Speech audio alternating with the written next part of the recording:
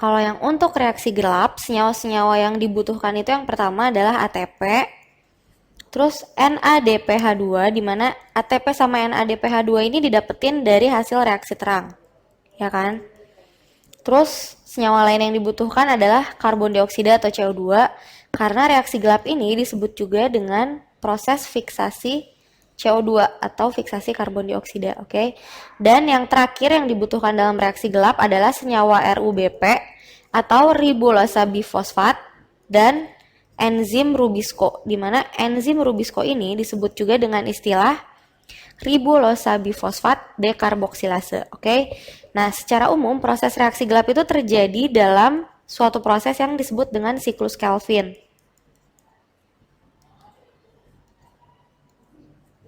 Nah, siklus Kelvin itu prosesnya adalah kayak gini.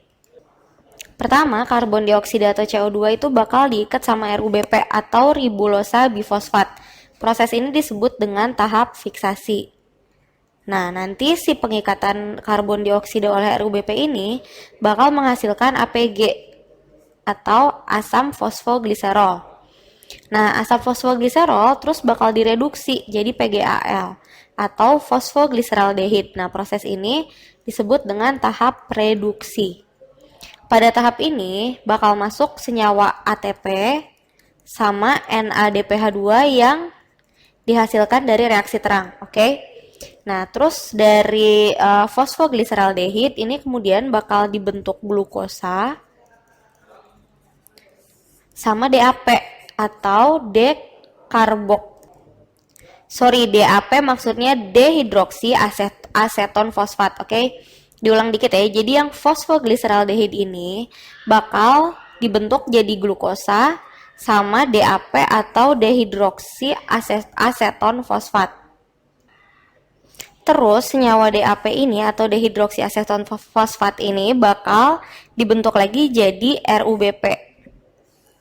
Jadi kalau misalnya kita lihat hasil dari proses reaksi gelap ini, yang pertama adalah glukosa, yaitu yang ini, dan yang kedua adalah RuBP, di mana RuBP ini adalah hasil dari siklus Kelvin, oke? Nah, contoh lain dari proses anabolisme itu adalah kemosintesis. Kemosintesis ini adalah suatu proses mensintesis senyawa organik, di mana dalam mensintesis senyawa organik ini yang dimanfaatkan adalah energi kimia. Oke.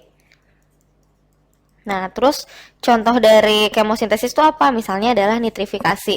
Di mana nitrifikasi itu adalah proses mengubah amonia atau NH3 menjadi nitrat. Di mana peristiwa ini membebaskan energi.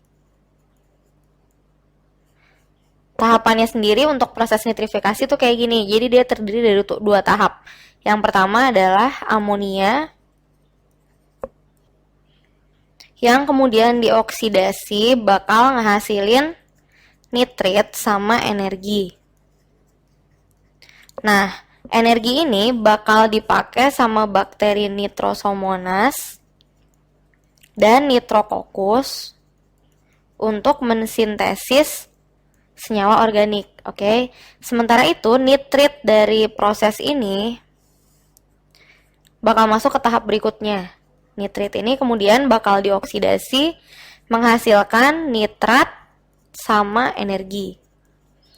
Nah, energi ini bakal dipakai sama bakteri Nitrobacter buat ngebentuk senyawa organik, oke?